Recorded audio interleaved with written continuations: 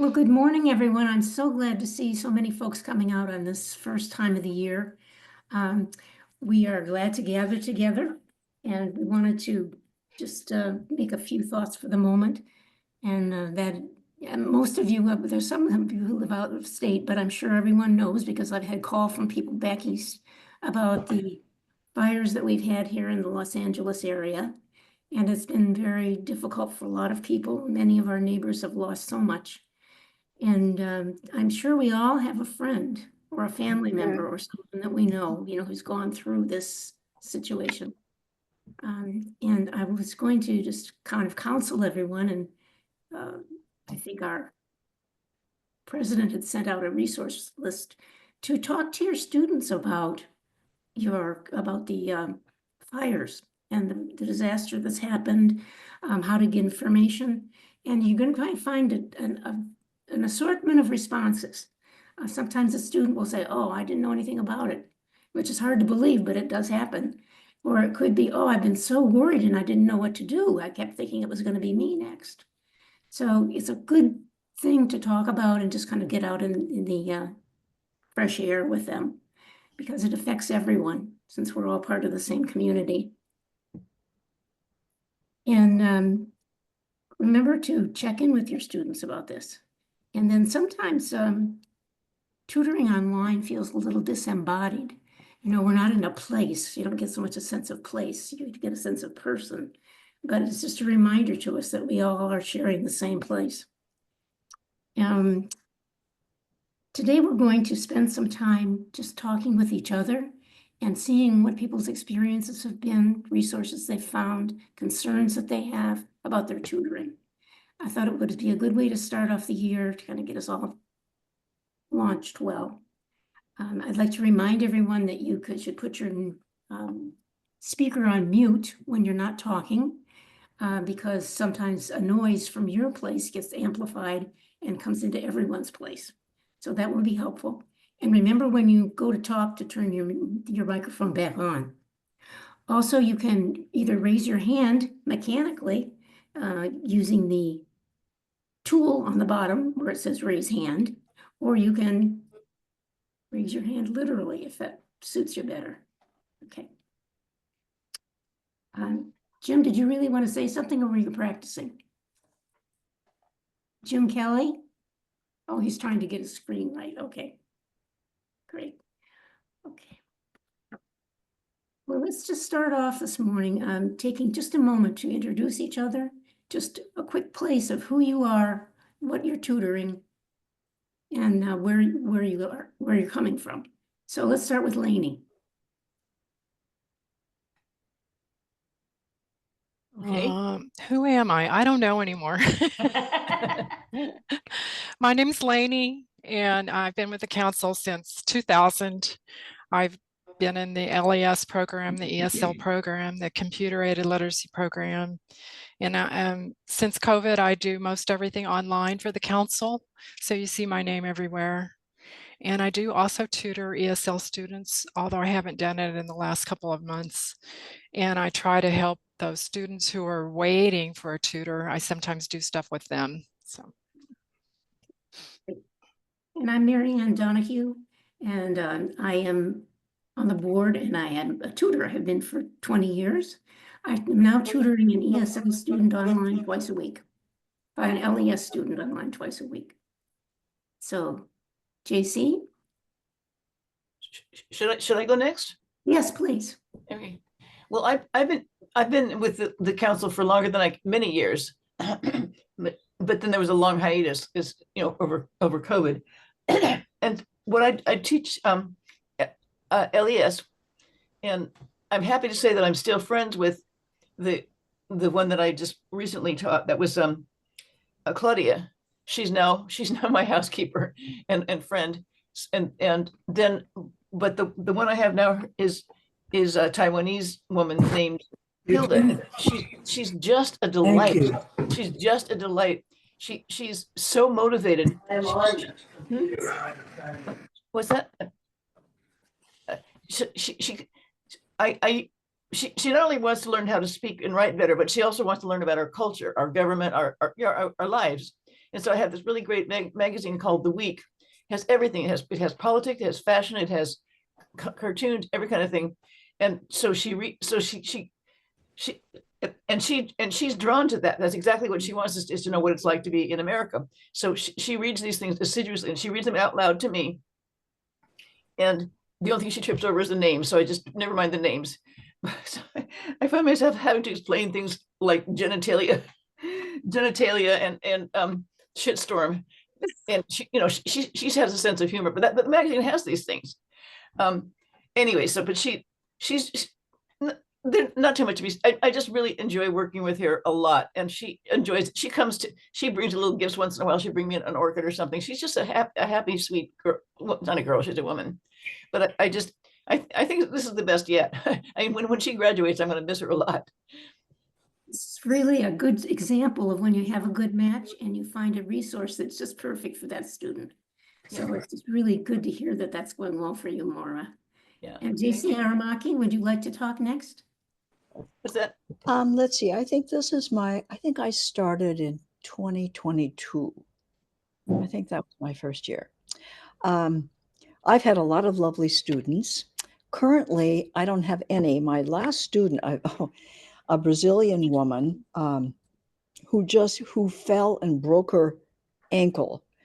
And she's just brilliant. She was an attorney for 15 years in Brazil, came here with her husband who worked for the Brazilian Airlines. I forget the name of it. But anyway, she has been, get this, she has to work as a housekeeper, to make money to live here with a broken ankle, severely broken. So she's just kind of put her English studies on hold for a while. It hasn't gone well. So currently I don't have any students. Another Brazilian student moved to the Valley and also has health problems and is just under a great deal, a lovely woman too, of pain. And so she hasn't kept up her studies since she's moved away. Because I usually teach in the classroom on Hawthorne. So I'm getting ready for a trip to Japan. So I'm kind of hesitant to I don't know if I should start a new student. I'm leaving end of March, for a couple of weeks, or I should wait till I come back. So that's what my quandary is at the moment. But I would like a couple of new students. You married to Japanese? I was. I'm a Okay. widow. Aramaki, that's what I saw your Yes. last name. So I've never been to Japan. It'll be fun to go when they hear my name, right? You're going to love it. You will love it. I can't wait. You will love it. So I don't know if I should start new students or wait. I don't know. I think they've been waiting a long time, and if it's just a 2-week time that you're going to be gone or something like that, that you I can. might as well start. All right, I will. Okay. Great. Okay, Karen, would you like to introduce yourself? Hi, I'm Karen Ball, and I live in Colorado Springs. I have one student right now, and this week is our 1-year anniversary together. I just started last January with South Bay, so I'm still quite a newbie, and I have lots of questions for the group when we get to the question and answer portion. So happy to be here, and thank you very much. Thank you. Good. So glad to see you. Sheila, would you like to introduce yourself? Sure. I'm Sheila Zwern, and I've been with the litter. I don't remember when I started. I think it was 2021, but anyway. I remember. So I think things kind of snowballed, and now I'm on the board, and I'm on the Tutors Talk committee, and I'm on the spring and fall conference committee. And I have been tutoring one student recently, but she is having a very difficult pregnancy. She's due any time now. So we are on hiatus, and I also had surgery not too long ago. So that's on hold for now. So that's it. Well, I'm glad to see you here. That's great. And Jack? Hello, everyone. I'm Jack Condon. I currently have 3 students, one from Fiji, one from Iran, and one from Ukraine. Recently, with the student that I have from Ukraine, who has her master's in IT, so she's pretty advanced. We've been working on the LA Times, and in terms of American experiences and things that take you off the textbook page, it's been very interesting. Sometime back, I saw an article about Santa Ana winds, which was just, a matter of curiosity. And they talked about how the winds are generated in Nevada and they come through the passes and so forth. So anyway, I told her we have this strange thing in Southern California, the Santa Ana winds, and then we dropped that and went on to something else. And now with the fires, it seems, so relevant, part of the American experience. So more on that later. But anyway, I am also on the Tutor Talk committee, and I am on the nominating committee. And I'll just mention in that regard that there's a lot of work that goes on administratively behind the scenes that makes it possible for SBLC to continue. And some people have been in their positions a long time, and we're trying to find ways to distribute the work a little more fully amongst more people. So that's a work in progress. So that's enough for me. Thank you. John? John Wolf? I'll unmute. Thanks, Freya. Yeah, so I started doing this in Michigan, I don't know, 15, 16 years ago, and moved here 12 years ago and hooked up with the Literacy Council. And until recently, I had met one student a week at the Torrance Library, and a series of Asian women. And most recently, I've been teaching Russian and Ukrainian speakers. And teaching remotely and working less has enabled me to teach more students. So 3 afternoons a week, I have an hour and a half Zoom session scheduled with students. And so I'll mention something interesting. I won't take up my whole introduction to draw you out on a discussion, but I see that what we do is evolving into something less local than it used to be. I know these organizations have local missions. We probably have local funding. We used to meet face-to-face at libraries, but one of my students came to the council from Iowa, so she's never lived here.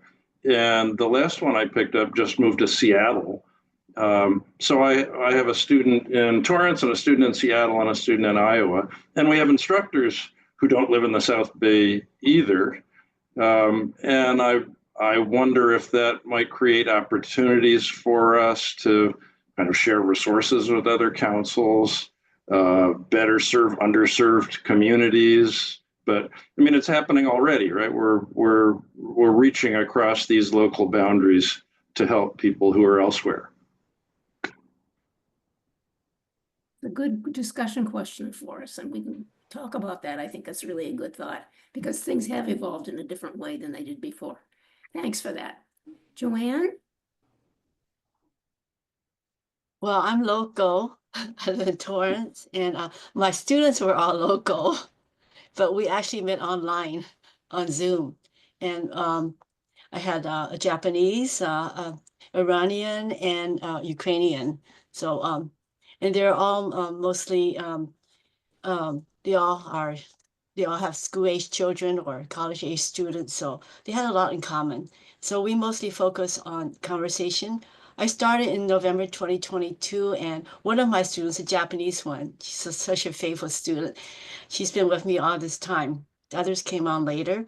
So we do a lot of conversation, and I find a lot of my resources online. There's a lot of great online conversation websites that I can use, and we go over them, and we can springboard them into like idioms and grammar and everything else in your own personal life. So, that's it. So thank you. Thank you. Maureen.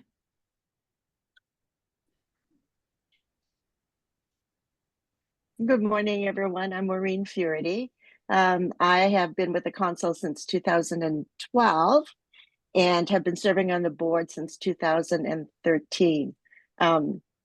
I was a Cal tutor for about 6 years until, of course, COVID came around and we had to close the Cal services because it was pretty much in-person meeting. And for those of the new people on board, Cal was computer-aided literacy. And we had a computer lab at the Hawthorne United Methodist Church. But since then, I'm still on the board, but am involved primarily in a lot of administrative work. I'm also on the finance committee and the marketing committee and the website committee and the conference planning committee. So quite a lot of administrative duties, and I continue to help where it's needed, pretty much. Thanks, everybody. Good to see everyone. Thank you, Maureen. Maureen helps things purr along. Okay. Mary now. Hi, good morning. I'm Mary Nell Hadrich. Welcome, everybody. I am the current president of the council. I've been with SBLC since, I think, 2020. I tutor two lovely students on Zoom. I echo Jack's comment and acknowledge Maureen's list of to-dos. There's a lot that's done behind the scenes to make this possible and to keep us running. I appreciate everybody that works so hard, either as a tutor or in the background. I think sometimes of a duck swimming on the water, all that paddling underneath, that's everybody working hard to make things happen. So thank you. Thank you. Carol?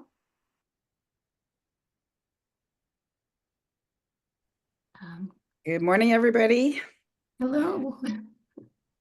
So I'm been with South Bay Literacy Council since 2011, and I learned a lot from David Loomis and worked at the Hawthorne United Methodist Church for teaching ESL at that time, and then now mostly online. I'm teaching 2 people from South Korea and 2 people from Guatemala.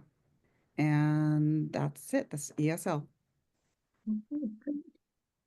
So nice to know that you can still kind of adapt as time goes on and try out different things, like doing it online instead of being in the site. Okay, David, what's going on with you? Well, yeah, things are changing actually now, I think, because I'm getting more settled in Colorado, of course. So that is a big change as far as whom I can tutor in person. I started off in Hawthorne a long time ago. I have done a little bit of LES, but mostly ESL, the whole part of my career. All of that. I'm probably going to be stopping at Hawthorne, even though I'm going to be in town, because one of my students, there's a couple who were with me for maybe 10, 15 years. I don't know how long, ever since we started evening classes in Hawthorne. Just died recently, which is one of the reasons I'm back here for his funeral. And I don't know that she'll be continuing, his wife will be continuing or not. The other students are sort of dwindling off. So Hawthorne may be past history for me. But in the meantime, primarily I have several students all online, and 3 of them are from the South Bay. Been with me since YMCA was previous in session before the pandemic. And when the pandemic started, we switched to online right away. And then they elected to stay online afterwards. And now, of course, that's about the only way I can tutor them since I'm mostly in Colorado. I had 2 others who I also used to be here local, but now they're in Japan. I tutor them also online. And then I have had 2 Colombian students located in Colombia, whom I was tutoring. One of them just disappeared recently, and I don't know what happened to her. But the other has been with me fairly faithfully since the beginning. He's a very good student, and he's advancing quite a bit. I'm planning to. I've talked to people in Colorado, so I will be starting out to do something similar with a group in Colorado. But I'll probably more doing GED teaching rather than just ESL. It includes ESL, but it will be, of course, other subjects too, math and science and reading and so forth, and maybe even teaching or reading in Spanish. They have a GED in Spanish too. And I will have a group of students that I met there, or Latinos there, who are interested in ESL classes. I haven't started formally with them yet, but I've talked to them and they're interested. So I guess that's probably about it. That's good. Thank you, David. It's interesting to know that, and for everyone to remember that even if we change locations, it doesn't mean we have to stop tutoring. We can affiliate with someone locally, or we can do the work of our program at a distance using the Zoom tool. Actually, I expect to have 2 more Mexican students, following up on this, who are located actually in Mexico. One of whom is an engineer with whom I worked when I was working with satellites. So we'll have, I don't know, 7 or 8 students. It's been a variety. That's really great. Thank you.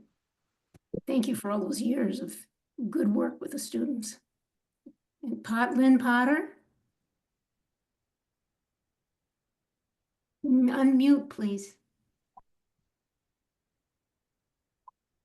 Hi, good morning, everybody. I live in the South Bay, and I have been with the council 7 or 8 years, I suppose, in a variety of positions.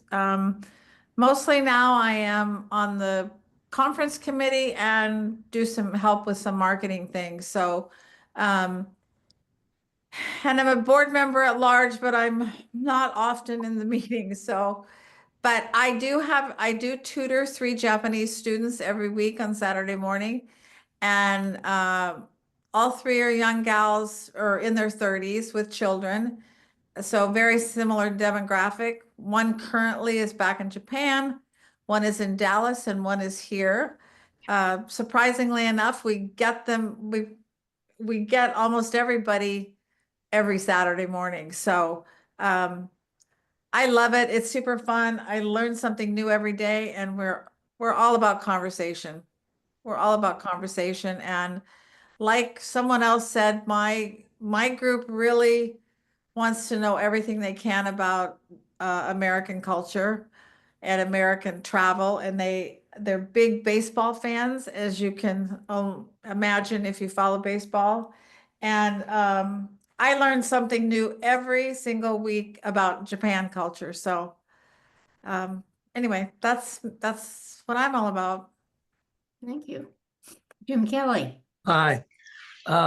First, I want to give a shout out to Lainey, who I have never met, but I've only seen her on the Tutor Talks, and she has been such a rock for me on this whole journey. This year, I've been very lucky number one, at YMCA in Torrance, there's a lady by the name of Kristen Ishida, and she puts it all together, puts the classes together. And this year I have Korean and Japanese students. I requested because I realize it's all about pronunciation, and there's very similar between the two languages. And I have 8 students, and I told her the other day it's the best class I've ever had.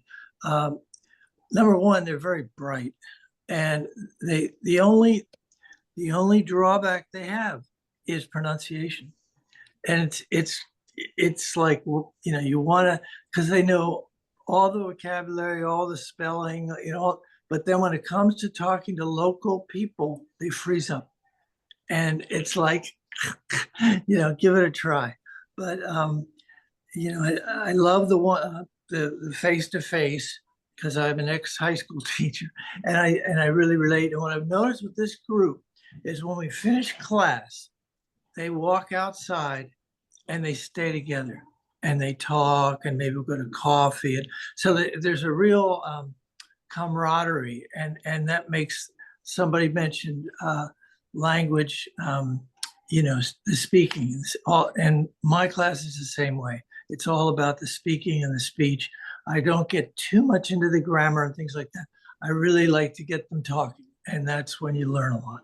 So I love it. I'm glad to have you there. Dorothy Wong Young.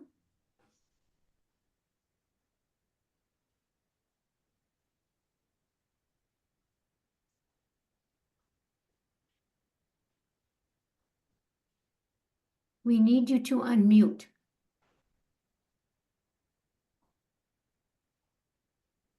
There should be. Can someone Sorry, give I her? have 2 screens. Sorry, my name is my Yeah. name is Dorothy Jung. I'm a newbie.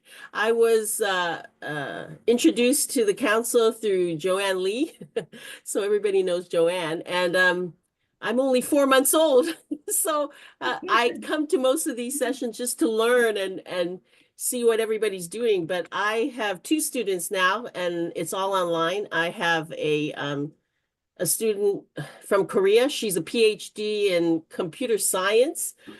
She knows a lot more, but just can't verbalize. Both of my students, they don't feel comfortable with conversation. They both take online class. I mean, they both go to ESL classes in a group setting. So they get all the drills, and they don't really want to have more drills or more stuff. But I went to the last in-person tutor talk, and there was one woman who got my attention. She was younger. I can't remember her name. And she said she had 7 or 8 women in her group, and one had a very difficult situation coming to the US. And so after class, she came and talked to the teacher, the tutor, and the tutor was so amazed. She said, "Oh my goodness, you're telling me all your heart feelings in English."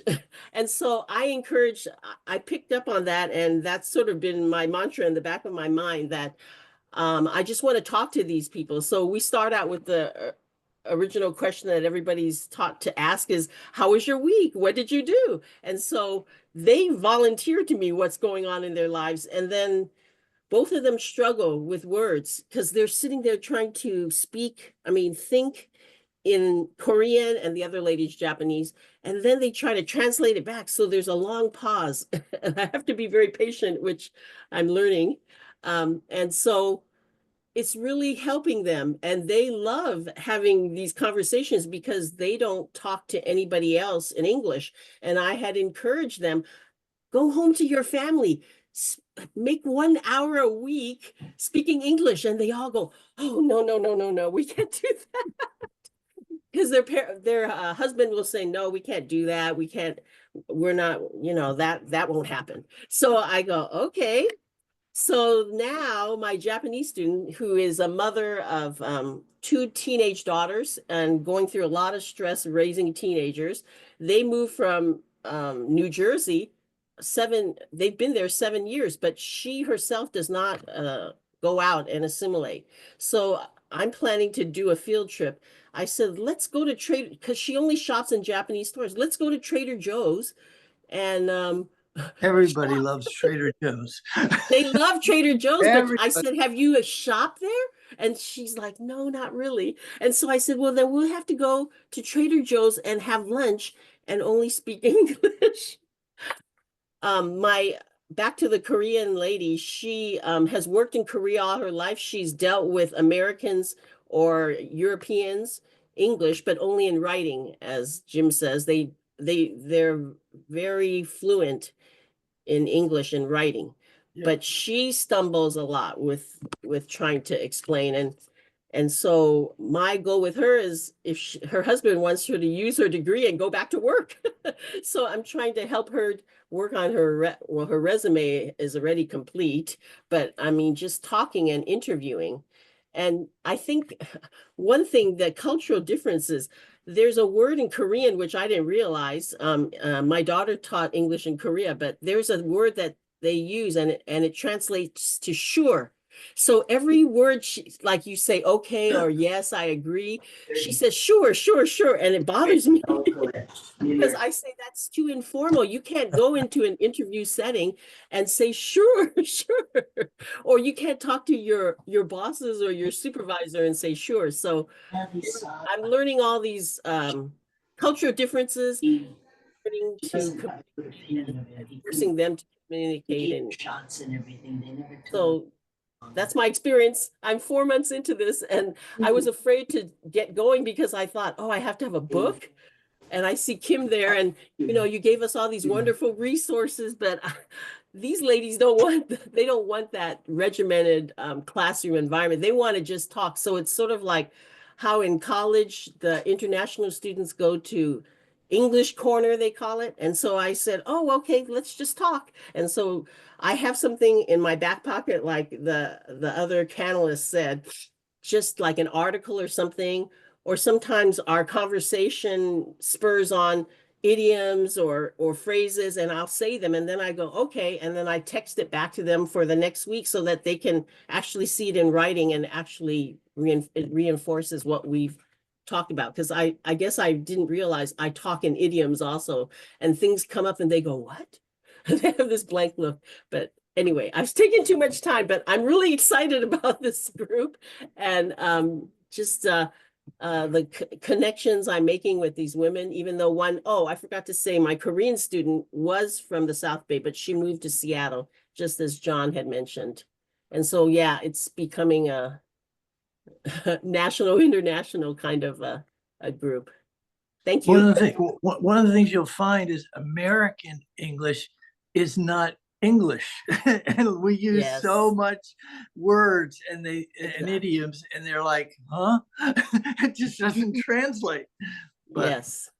Thank you, Nora. One other thing is I'm helping out with a newsletter. And so if you see my name in an email, don't run away. I may want to come and talk to you and get some insights from you. It's helped me, especially I've talked with Carol and I haven't put together the article because now I got so involved in tutoring. But if you see my name in an email, don't run away. I'd love to talk with you and get insights and then share them with the group.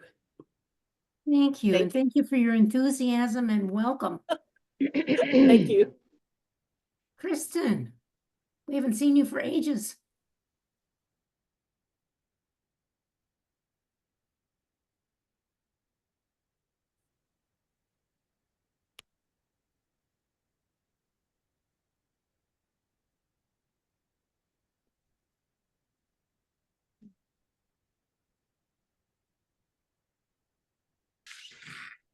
Waiting for you to not be mute.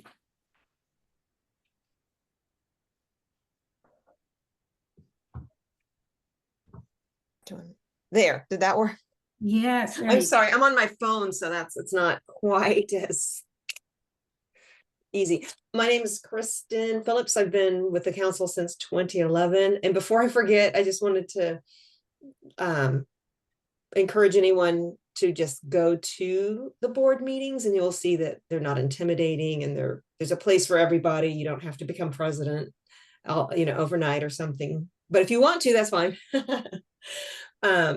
My student is a I just have one ESL student. She's a gift from God. She perfectly works with my schedule. She is from Thailand, and she already has her education in English. She's very fluent, but her pronunciation is bad because she was a phlebotomist. So all she had to know was the lingo that goes with the jargon that she needed for that job for 20 years. But now she is working very well on her pronunciation. That's all. Excellent, thank you. Cynthia's gone. Cynthia Tarver, are you here? Yes, I'm here. Okay. Hello, everyone. Hello. My name is Cindy, and this is about my second year. And I have one student. She's a Korean woman, and she teaches piano. She has two granddaughters that play the piano very well. So I help her with ESL, and we work on vocabulary and reading aloud. She needs help with comprehension there. And also, she needs help with pronunciation. And so her goal, she'd like to speak more. And I welcome ideas and resources in helping her, because it's just me individually. We meet together at the library and insight on that. Okay, well, Cynthia, once we finished introductions, maybe people could give you some ideas. That would really be good. Thanks for asking and welcome. That would be great. Kim? Yeah. Hi, I'm Kim Andrade. I've been with the council actually since 93 or 94. I'm not sure, quite a while. And I'm not currently tutoring, but I do I met most of you, I do the ESL tutor training. And I love doing that. I also work full time, so I have focused more on the training rather than the tutoring, but I would like to get back to tutoring. Anyway, I'm here mostly since I don't have a student myself. I like to come to these to listen and hear what questions and issues people have. And if something comes up a lot, then I can maybe adjust my training to sort of focus on that. So I'm here to mostly listen to everyone. So thanks. Thanks for coming. You're the one person everybody knows. Well, almost everybody, but there are a few people, anyway, but and that's actually one of the things I love about doing the training is I get to meet so many people. In fact, I'll make a comment. It kind of struck me like Mary now and Sheila, and I know he's not here, but Aaron, I think all came, did their training in 2020, right when we had to make that pivot during the pandemic. We used to do the training all face to face, and we had to scramble and do it online. And so, but that first, those 2020 tutor trainees have ended up being such gifts to the council. So as difficult as the pandemic was, it really did, I think, open us up to some really wonderful new talent that has helped us so much. That's a good observation, Kim. Yeah. Brian? Yeah, I'm Brian Kennett. I've been tutoring with the council since 2018, starting at the YMCA and Torrance Library, and now all on Zoom. Yeah, I have 4 groups of students, 15 altogether, and since I started, some have moved back to Japan, so I have a couple groups of students in Japan and then a couple groups of students here.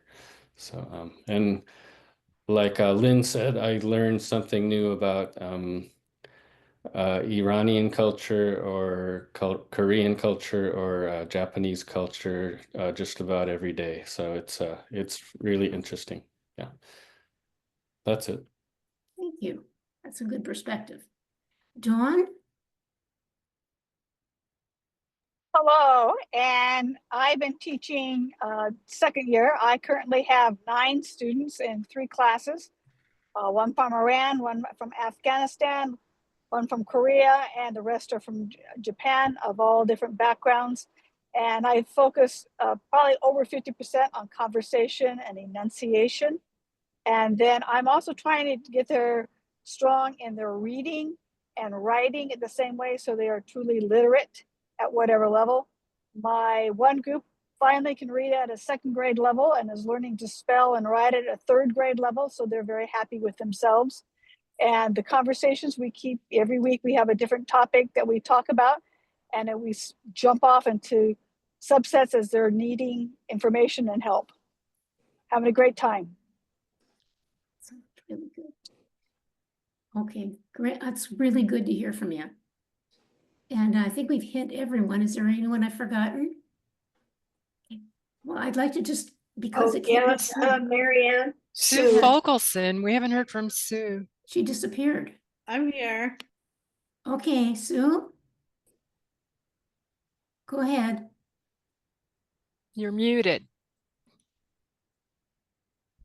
I only have one student and she's very busy, so I'm actually going to contact you, Lainey, later today and ask you to give me a new one.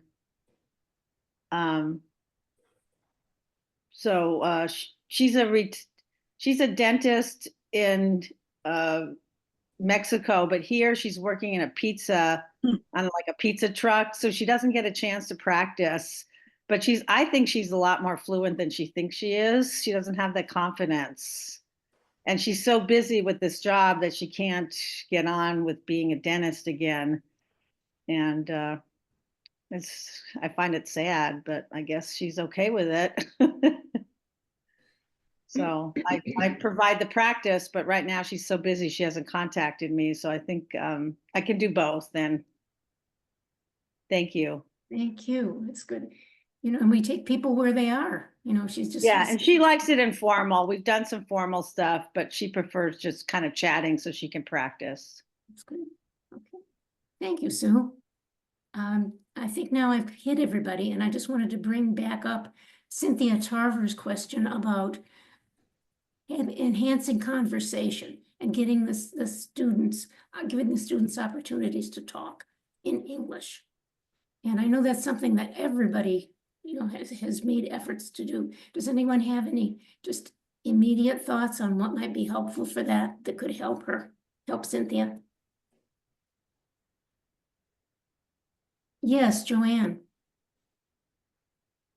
Yeah, well, I'll switch over to my conversation emphasis after, I think, listening to Mary Nell. I think she had a great I talk about conversation, how she does it. But I found lots of stuff online, and I can share with you my favorite sources. Because sometimes, well, after saying how was your week and talking about the news, the fire, etc., then we can go on to other things that are like, you know, that might be interesting or relevant. So I'll show you the website. That's one of my favorites. There are other websites, but this one's one of my favorites. So I'm going to share my screen. That would be great. That would be Find it. wonderful. If I can would find it. appreciate that. Let's see if I can find my screen. Oh my gosh. Okay. Okay. Here it is. This is the website that I really use quite a bit. It's called www.esl-lab.com. That's how you can get to it. I can type in the chat later on if you can't see it right now. And so basically it has different levels. So I usually go to listening activities. And so there's easy, intermediate, and difficult.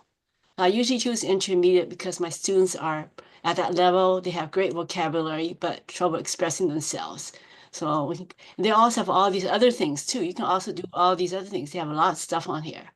So intermediate. So then they have topics. So you can choose any topic here. Parenting, breakfast recipes, airline. I mean, there's this whole slew of topics, and you just choose any one of those. So let's pick something. Maybe sleeping problem. I haven't done sleeping problems, so I don't know if this is a good one. So you pick a topic, and you can actually play the script. I usually ask them to play the script first before doing anything, and usually they're really short. You know, like, James, wake up. so anyway, so the only drawback on this that I don't like is that on some other listening exercises or YouTubes, sometimes you have a setting that you can change the speed. This one doesn't. So it's pretty fast. It's pretty normal. But I use other videos that have, you know, I look through the internet looking for topics, interesting topics. Sometimes I find a video, and sometimes they do have a setting where you can change the speed to slow it down. And often I choose 3/4 speed because my Japanese student has a lot of trouble listening. This is our normal conversation is really very fast when you think about it. So this is normal conversation. So after they listen to it, they can actually go see the script. So the script is here, and it's the whole thing. Okay. So during class, see, I usually assign the listening for homework and the website for homework. During class, I have the students, I usually have at least 2, sometimes 3, take turns reading the script. So they read it and ask any questions. I make sure that they know understand everything. They have any questions by idioms like 30-minute workout. They have trouble with workout. Takes a lot of time. No joking. You gotta be joking. That's kind of an idiom. You gotta be joking. But you just pick things that you think that they might not know. You ask them. So in addition to listening activity, there are exercises that go along with this. Vocabulary. Okay. And also there's comprehension questions. They can do those. And then there's also other exercises under vocabulary practice. And so they have a little exercise like that. So this is one of my favorite sites because it has so many topics and has really short listening. Short. I like short because if it's too long, it gets to be a little difficult. Short, like 1 minute, 2 minute type things. So that's any questions about this, about using the site or? Is it free? Yes, it's free. Free. It's free. So it's I don't use it all the time, but I use it often. That looks like a great resource, Joanne. Thank you. Oh, you're welcome. And the other one I got Lainey mentioned before. It's this 1-minute idiom video. It's from VOA. I think it was mentioned before. And there's other ones that are easier or harder too. But I like this one because it's kind of in the middle and has different levels. Joanne, why don't you put that last one that you talked about in the chat so that you Okay. can get the website? Right. That's great. Okay, good idea. It's a very compact, excellent discussion. Mary Nell. Yes, that's excellent, Joanne. Yeah, I took a note of that. Just something, I don't know if it's there yet. If anybody is aware of something, then let me know, because this topic just came up in my class about how to use AI. Are there AI tools that help an individual one-on-one practice? And my students have heard that there are tools out there where they'll be able to, they speak and react in real time with the student and will even correct grammar. I haven't looked into it yet, so I don't know what's out there, but I think if it's not there yet, as AI develops, I think that's going to be a great tool for our students a lot, especially ones where we're just one-on-one or they have jobs where they don't need to speak English right now. And I don't know if anybody's come across anything that's really successful yet, but I think we need to keep our eye on that. Joanne, Yes. One of my Japanese student who's very diligent found an AI tool. She started using it, but she says it's still hard for her to listen. I mean, response is very common situations like checking into a hotel or making an appointment, very, very basics.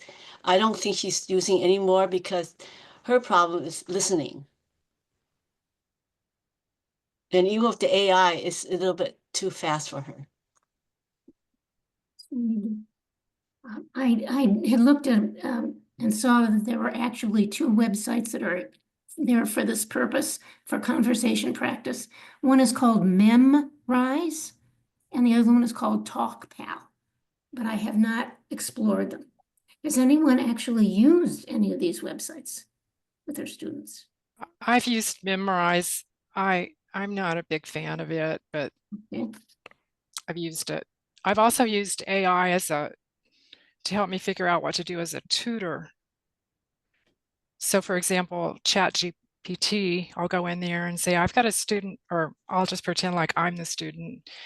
You know, I'm a intermediate level English speaker and I want to learn American English. Please act as a tutor. I need to practice conversation. Can you give me some ideas on what I should do? And then it'll give you like way too much. And then you say, well, that's more than I wanted. Just narrow it down to the big stuff. And then it'll narrow it down to the big stuff. And you can just chat with it like Chat GPT. And it works quite well. So if you're having trouble figuring out what to do in a lesson, you can, for example, maybe you're working on some vocabulary words. Chat GPT, I'm a student of learning American English. I'm at an intermediate level, and I'm learning these vocabulary words. Can you create a short story for me? And it will in like a second. It's unbelievable how fast it is. And it gives you something to read and write and talk about. Yeah. It's like some good shortcuts to developing a lesson plan for a specific problem. That's great. Yeah, if anybody wants me to show you what I do, I'm very happy to show you on Zoom, of course. Yeah. When you say GPT, do you mean it like grapes, pencil, tint? GPT?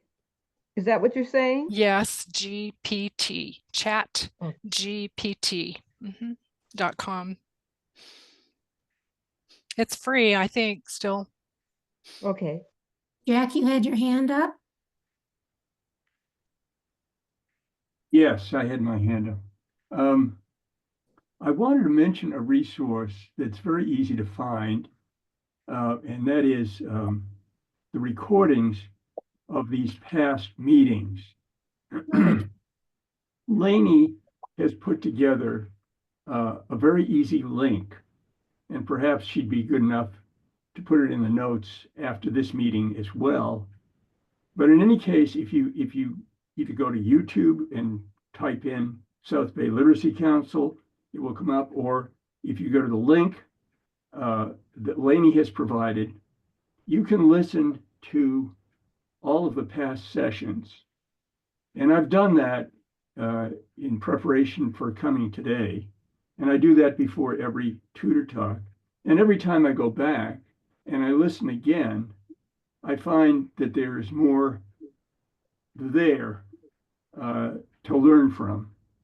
And I'll just mention a couple of things. For example, Anthony Pawalski came and said, he's having difficulty getting his people talking, and that he had thought about prompts, asking questions, bringing up certain topics like food or family or the weather.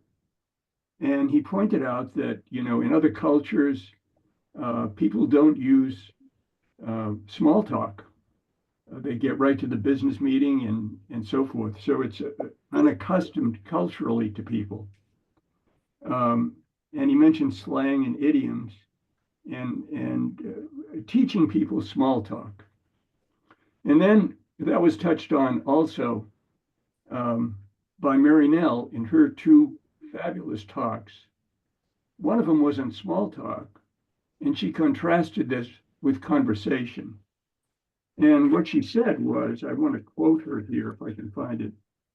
that on conversation, unlike small talk, which is polite and standard exchange about unimportant things, conversation is the informed exchange of sentiments, observations, opinions, or ideas. And she went into thinking about how to develop conversations, including let the student choose the topic. So I'm telling you, there's a gold mine of thoughtful guidance there from fellow tutors, and it's very easy to find. So that's what I wanted to say. That's really good. It's a good reminder because we do have a lot of resources available. Lainey, you had your hand up. Yes, I use Voice of America a lot. I really like it. It's got especially for intermediate or above, for the beginners, it's not so great, but for intermediate and above, even the beginners, there's at a certain level of beginner, there's a videos section. It's got like, I don't know, 52 weeks of lessons in it. And it's kind of funny. Some of it's pretty funny, but for intermediate, every week there's new stories, new pictures, new things to talk about.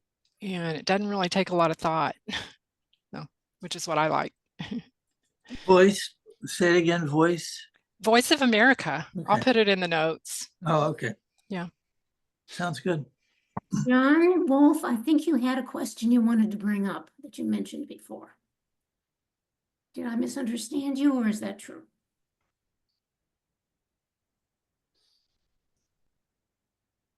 He's looking puzzled, so perhaps I was wrong. Yeah, so Mary Ann, did you prompt me to? Yes.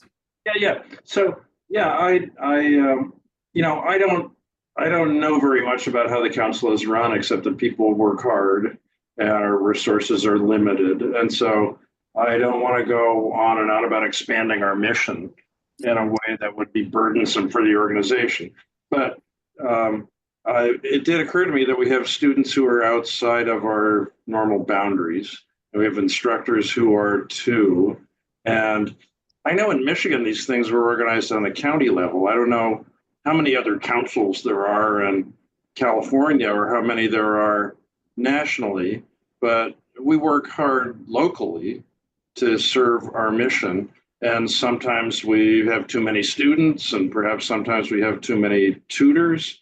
And there might be other councils that have the opposite problem that we could coordinate with and perhaps reduce the administrative burden by meeting needs together. I started out by expressing ignorance about what it takes to run the organization, but I thought those of you who are doing it might give it some thought, that there might be opportunities there. Thank you. I think that's a good thing for the board to consider and to think about. And you're right. We've been opened up to a new world, and it's kind of stumbling to know exactly how do we incorporate this and use it the best. So thank you for that thought. Well, I think our time is about up. Lynn, would you take a couple more questions? Just a quick thought I had about the conversation thing. I think and we probably all are, it's obvious getting to know our students, listening to what their interests are and that sort of thing. Like I don't plan a lot for my Saturday morning, but I do think about, I'm always listening to what Japanese athletes, what happened. Ichiro just got nominated to the Baseball Hall of Fame, things like that. They love Trader Joe's. I have a list of topic type things that I know they like, things about kids, things about, that's travel. They love to travel. They like to camp. They like whiskey. So I've got myself alerted to things, to hear things like that we can start a conversation, which always leads to other things. So I just had a parting comment. I started with the council in 2017, been that long. And I just want to thank the people who found these students for me. I was just afraid that, because I don't want to teach LES. I mean, I do want to teach ESL, but I've had these two wonderful students, and it's delightful to work with people who speak fairly good English, but they just want to learn more about the world. You know, it's interesting and fun to work with people who want to just broaden their scope. You know, it's not just about reading and writing. It's about, you know, ideas and so on. So they're just wonderful students, and I'm very, very grateful that they were found for me. Thank you, Maura. That's really good to hear. And Delaney, you had your hand up? Yeah, I just wanted to go back to John Wolf's comment. Yes. You know, we have thought about the mission quite a bit. When COVID hit, of course, we weren't even sure we were going to exist any longer. But, and then some really good tutors just took it upon themselves to start meeting with their students online. And we were it was Maureen and Deborah Hawkins and me looked at each other over Zoom and said, well, maybe we can do this. Mm-hmm. And so then we started getting students from all over the world. And the board had to decide that that was too far outside of our mission. So any new students that apply that are from outside of the United States, I let them know that we can't help them, just so you know. But that doesn't mean that those who have started with us and then moved back home or something can't continue with us. So like Brian's students, for example, and stuff like that.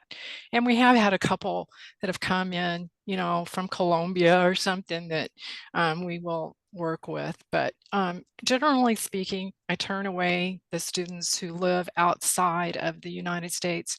And I also turn away volunteers, potential volunteers who live outside the United States. It's just too hard with the time difference. And also a lot of their internets are not really good. So the Zoom doesn't work real well. Yeah. Mary Nell?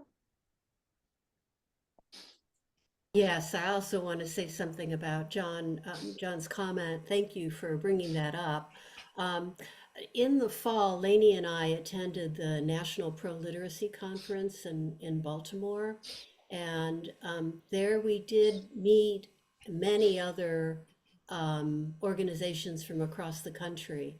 And to your question, there are regional consortiums, if you will, that have been formed in some areas. I think I heard when I was there that San Diego is forming a consortium. I have to admit, Lainey and I are both a little behind schedule in trying to consolidate what we learned, but there may be opportunities there. I don't remember what those consortiums focused on, but I think there may be opportunities for us. We're regional. You know, we have 14 cities that, if you look at our website, we kind of say we focus on, and there are some other councils. I think there's one in Ventura County, Lainey, and maybe one in Long Beach.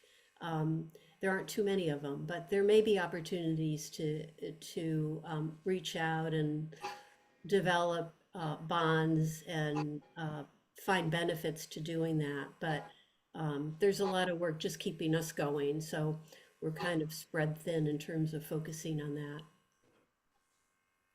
But thank you for asking about that. Yeah. Sue Fogelson? I just want to let everyone know, I just put in my iPhone in the App Store, Learn English with AI, and there's tons of apps that came up, and it says in-app, some of them do charge, and I don't know how to figure out the cost, but there's quite a few. So it is available readily. Yes. I think most of them are not free. Yeah, but I don't know, maybe they're so inexpensive, it's not a big deal. Yeah, I don't know. I don't know how to even determine the price, but I'm just surprised how many there are. AI is growing, that's for sure. Yeah. Yeah. I'm sure it'll be helpful in some ways and maybe not as helpful in other ways. You just need to find the right sites. It's still in the Wild West area. Well, I wanted to thank everyone for coming today, and I know we took a lot of time to have each person talk and introduce themselves, but I did want to create a sense of community, to realize that you're not out there alone, that there's really this group of us who are all doing the same thing. And really Thank good. you for doing this, for putting it together. Yes, glad to. And we will meet again in 2 months. And thank you for coming. Thank you. Thank you. Thank you Thank for doing it. you. Thank you, Marianne. Thank you.